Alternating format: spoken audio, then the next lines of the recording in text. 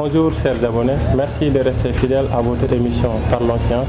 Parlons Science TV reçoit aujourd'hui dans sa rubrique découverte Monsieur Abdou Gueye. Monsieur Abdou Gueye est un consultant en environnement et il fait partie des rares experts sénégalais ayant une bonne maîtrise sur les questions pétrolières et gazières. Monsieur Abdou Gueye, veuillez vous présenter au Sénégal. Bonjour Monsieur Diop, je suis Abdou Gueye. Je suis diplômé également du Master International GAET, qui veut dire gérer les impacts des activités extractives et développement.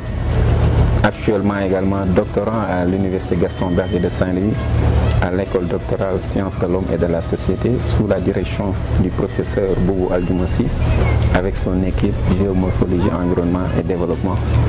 Exactement. Merci M. Abdou Gueye de cette présentation. En fait, comme je l'ai dit tantôt, aujourd'hui on va aborder la question relative à ces nouvelles découvertes que sont le gaz et le pétrole.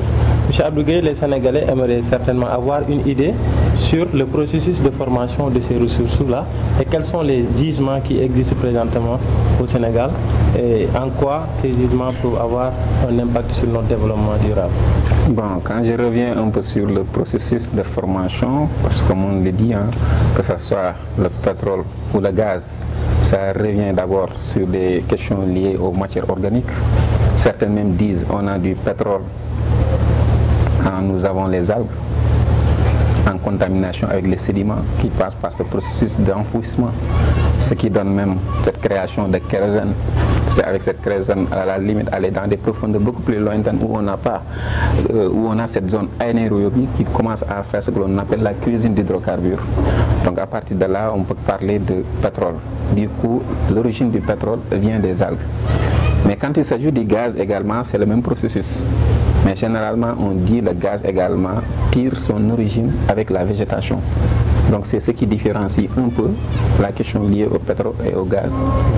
Et si je reviens un peu sur l'état également de la découverte, il faudrait rappeler que le Sénégal non seulement est un pays côtier, mais qui est divisé donc à travers la définition des blocs. Nous avons 18 blocs sur le territoire sénégalais.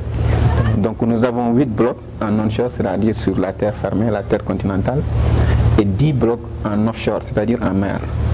Mais pour le moment, si je reviens un peu sur l'actualité, nous avons des réserves importantes en hydrocarbures, c'est-à-dire en pétrole et en gaz.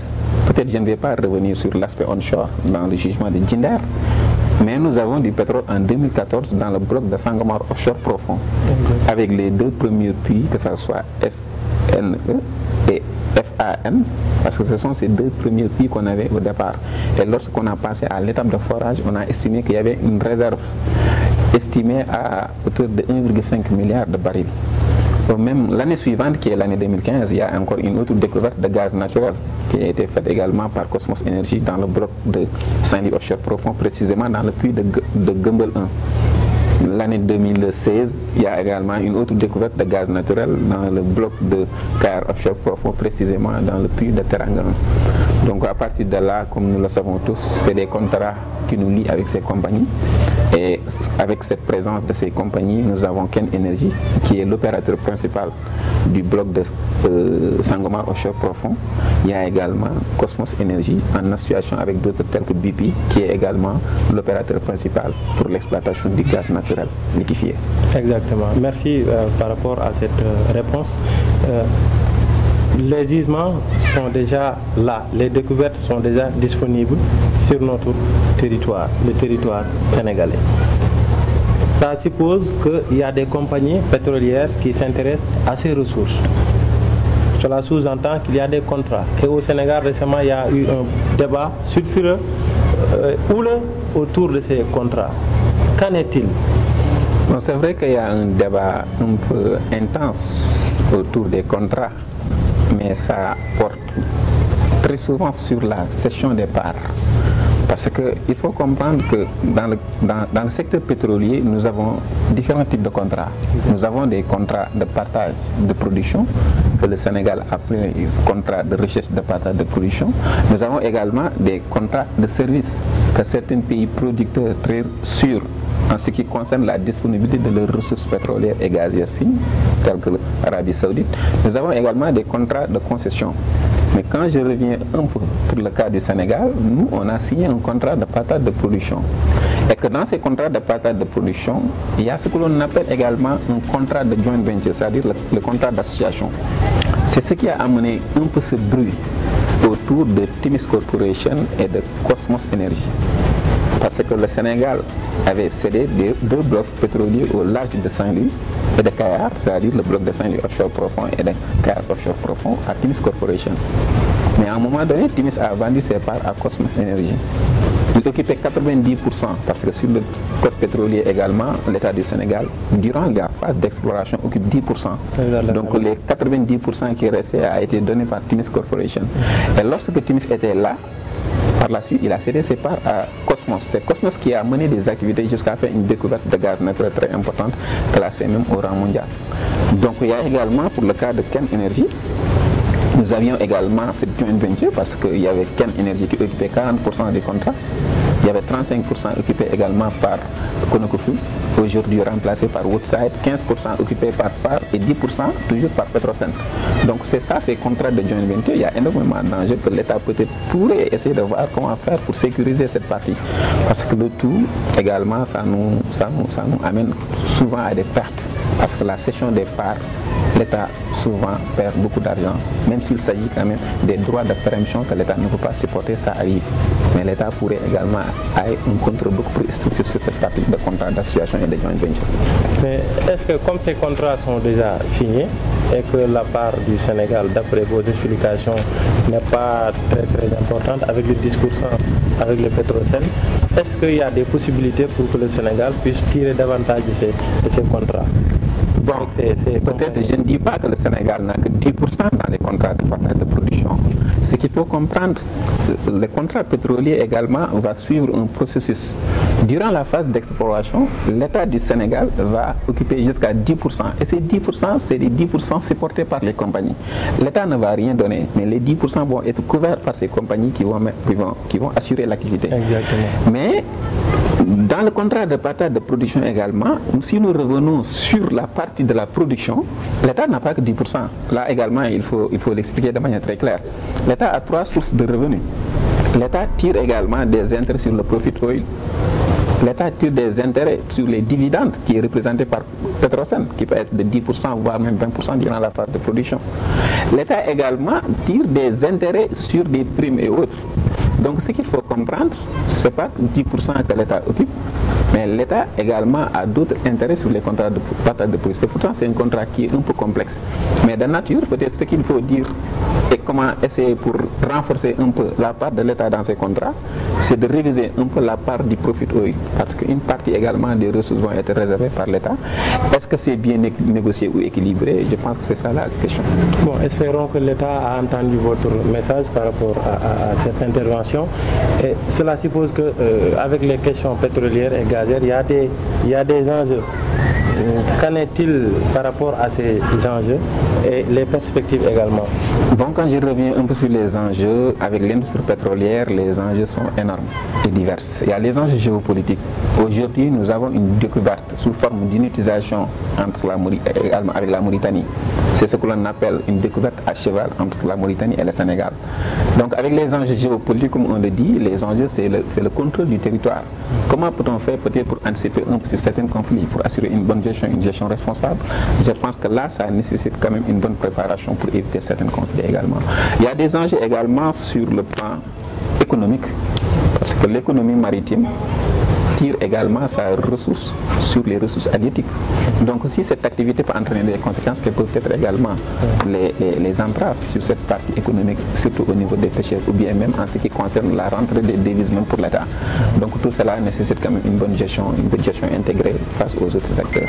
Exactement. Il y a également des enjeux environnementaux qu'on peut également développer, parce que nous savons que ce n'est pas une activité à risque zéro. À chaque fois, il peut y avoir des accidents. À la limite, qu'est-ce que cela peut causer comme désastre écologique? Donc c'est des questions qu'il faut quand même prendre en compte et anticiper sur les politiques préventives. J'espère que ça serait une bonne chose pour l'État du Sénégal. Exactement. Et l'État du Sénégal prévoit de passer à l'étape de la production à l'horizon 2021-2023. Cette production qui n'est pas certainement sans risque, quels sont les risques qui sont liés à cette production qui se profile à l'horizon. Est-ce que ça peut avoir des conséquences négatives sur les secteurs clés de notre développement, tels que la pêche par exemple, comme c'est des ressources offshore? Mais bien sûr, parce qu'il y a énormément de risques. Je vais d'abord parler des risques financiers, parce qu'on a signé un contrat de partage de production et je t'ai dit tout à l'heure que l'État également tire une partie des ressources sur le profit oil. Et donc si nous arrivons à un moment où nous commençons la production et que le prix continue à baisser, l'État va perdre également des revenus. Parce que vous savez que le pétrole, c'est la géopolitique. Aujourd'hui, on peut se retrouver avec $50. Demain, on peut se retrouver avec $150. Donc, au moment de la production, si le prix est en baisse, forcément, il y a une partie économique que l'État peut-être va perdre. Il y a des risques de conflit, parce que s'il n'y a pas les mêmes logiques d'intérêt, il peut à la limite peut-être provoquer certains conflits au niveau des pêcheurs. Parce qu'il faut dire que vraiment ce milieu est maintenant gangréné, le milieu est pollué et tout, il n'y aura plus de ressources. Quelles seraient donc ces formes de conflit? Et qu'est-ce que l'État doit faire pour anticiper sur ces formes de conflit? Il y a également des risques d'accident. Parce que comme on le dit, le risque d'accident dans l'industrie pétrolière n'est pas du tout rarissime. En 2010, nous l'avons vécu avec le cas de BP, c'est-à-dire British Petroleum, qui est actuellement au Sénégal avec l'exploitation du gaz. Donc tous ces risques-là sont là, mais je pense que la politique à prendre, c'est d'essayer d'intervenir pour atténuer, minimiser, voire même éliminer ces risques. Je pense que ça devrait être également la responsable de l'État de veiller sur ces types de politiques préventives.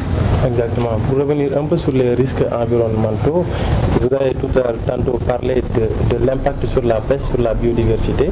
Quelles sont les espèces qui pourraient être touchées par rapport à cette production si jamais il y a eu des marées, quelque chose du genre? Bon, c'est vrai que si nous voulons revenir également sur l'impact de l'activité pétrolière et gazière sur la biodiversité marine, notamment sur la pêche, c'est vrai qu'il y a également des impacts, parce que je l'ai dit tout à l'heure, en 2010, on a assisté à une marée noire dans le golfe du Mexique, avec même l'opérateur BP qui est British Petroleum actuellement ici au Sénégal, avec l'exploitation du gaz en association avec Cosmos Energy. Donc, comme je l'ai dit tout à l'heure, le pétrole c'est un processus. Il y a une phase d'exploration d'abord qui est divisée en deux niveaux, c'est-à-dire la campagne sismique, au moment où on tire les ondes sonores pour définir un peu la localisation des ressources pétrolières ou gazières. Cette activité également a des impacts sur la biodiversité marine. Et les plus sensibles, c'est-à-dire les baleines et les dauphins. Et si je me rappelle bien, en 2015, je ne sais pas est-ce que c'est une coïncidence ou pas, au moment où on a démarré les activités sismiques au large de Saint-Louis et de Cayar, on a constaté qu'il y avait plus de 60 baleines qui sont échouées au niveau de la côte de Cayar. C'est lié à quoi? Jusqu'à présent, nous n'avons pas certaines réponses. Donc la deuxième partie qui est également le forage exploratoire, parce qu'il faut creuser, il faut forer à des profondeurs de, je ne sais pas, 3 à 4 km. Donc là, il y a également la régénération de ces déblais. Ces déblais sont souvent contaminés parce que c'est des déblais accompagnés de fluides. Quelle serait également la gestion de ces déchets avec les déblais de forage accompagnés par des boues, même si on utilise des boues à base d'eau et autres? Quelles seraient donc les conséquences sur la biodiversité marine? Je pense que même si on nous dit qu'il y a une étude d'impact, mais sur le rapport des études d'impact également, ces déblais vont être rejetés également en fond marin. Il peut avoir des conséquences en ce qui concerne le regroupement de certains habitats marins, donc là également il y a des impacts. Quand je reviens donc sur la phase de développement ou même de production proprement dite, avec le bateau de secours et de soutien, souvent ça entraîne une perturbation sur la diversité biologique, ça peut même faire entraîner sinon une ratification de certaines ressources commerciales. Donc durant la phase de production, là c'est l'exploitation proprement dite. Comme je l'ai toujours dit, le pétrole ou le gaz extraire au niveau des gisements a des impuretés, il faut faire ce qu'on appelle le pré-traitement. Et que ce pré-traitement, il y a d'autres acteurs tels que Angas ou bien Mace en 2002, je peux même citer le cas de Patin en 1999, qui nous fait comprendre que les dérivés du pétrole tels que les HAP, c'est-à-dire les hydrocarbures aromatiques polycycliques, ou bien les PCB, les polychlorobiphéniles, c'est des dérivés qui sont tellement toxiques qu'une fois on les rejette sans pour autant prendre le temps de faire le traitement. Donc ça peut entraîner une contamination de certaines ressources. Et d'autres même disent que ça peut même provoquer la féminisation des poissons mâles, qui à la limite ça peut avoir des conséquences sur la productivité. Donc tout cela, ça fait des conséquences. Et l'État, je pense qu'il devrait veiller sur le contrôle. Parce qu'en milieu marin, ce n'est pas des zones accessibles. Quelle serait donc la politique étatique profil et de manière responsable pour pouvoir veiller sur ces formes de pollution. Donc si une fois on prend en compte tous ces éléments en compte et anticiper un peu sur le désastre écologique, je pense que le pétrole pourrait quand même être un levier de développement socio-économique pour le Sénégal. Merci vraiment M. Abdou Gueye d'avoir beaucoup éclairé la lanterne des Sénégalais sur ces risques qui peuvent avoir lieu par rapport à la production, par rapport aux différentes phases liées à ces découvertes-là. L'État du Sénégal est en train de faire des efforts avec la mise en place d'un nouveau ministère dédié au pétrole et aux énergies. Vous, en tant qu'expert, qu'est-ce que vous pensez de cette approche de l'État du Sénégal? Est-ce que c'est une approche pertinente ou non? Bon, là, je dis que c'est une bonne chose. Comme dans tout pays, si une fois il y a une découverte pétrolière et gazière, automatiquement, ils vont créer un ministère qui prend en charge la question pétrolière et gazière. Donc, je pense qu'à ce niveau, le Sénégal est sur une bonne dynamique. Donc, si une fois on arrive à avoir un ministère du pétrole et des énergies, j'allais même dire énergie renouvelable, mais peut-être ce qui est important, c'est l'intitulé. Je pense qu'avec une bonne politique qui prendra en charge les questions pétrolières et gazières en ce qui concerne le développement, je pense que vraiment ça serait une bonne chose. Ce qui reste, c'est d'assurer quand même une bonne gestion et une bonne application, surtout des règles et des normes. Il y a également le cost pétrogaz également. Également, c'est pour cela que je vous dis que l'État est en train de faire des efforts, parce qu'au moment où on a parlé de découverte pétrolière et gazière qui permet à ce pays d'être à un pas des pays producteurs de pétrole et de gaz, l'État du Sénégal a mis en place un comité d'orientation stratégique du pétrole et du gaz. C'est vrai que ce comité a son importance, surtout en ce qui concerne la gestion de la rente, c'est-à-dire la manne financière, parce que le pétrole, comme vous le savez, ne va pas régler les problèmes d'emploi. C'est un secteur qui peut générer des revenus faramineux où on peut flécher pour développer les autres secteurs tels que l'agriculture, tels que la santé, les infrastructures, l'éducation et autres. Créer même de l'emploi. Je pense que si le Sénégal a bien compris ce message, il pourrait quand même utiliser les revenus du pétrole pour développer les autres secteurs dans une logique où on parle aujourd'hui de plan Sénégal émergent. Donc je vais toujours insister sur même l'importance du pétrole et du gaz en ce qui concerne déjà l'agriculture. Certains chercheurs nous disent que le pétrole également peut produire des désherbants, des pesticides pour contrecarrer les attaques sur l'agriculture et du gaz pour faire même des engrais. Donc tout ça c'est des avantages et je pense que si nous revenons rien que sur la pétrochimie, il y a énormément de services qu'on peut développer autour du pétrole et du gaz. Merci, je pense que ça c'est clair, nous l'avons entendu, c'est de l'information originale fondée sur la science. Pour terminer, vous en tant qu'expert, qu'est-ce que vous préconisez de manière brève, qu'est-ce que vous préconisez comme solution que les décideurs devraient utiliser ou bien devraient passer pour réussir cette gestion tant attendue de ces décideurs? Bon, pour parler un peu de solution, d'abord je vais dire que le pétrole et le gaz c'est un don de Dieu. C'est une opportunité pour le Sénégal pour aller vers le développement. Ce qui reste, c'est de voir comment assurer cette gestion. Parce que le problème se situe au niveau de la gestion. Il faut faire une gestion participative, intégrée, prendre en compte la considération de l'ensemble des acteurs qui tournent autour.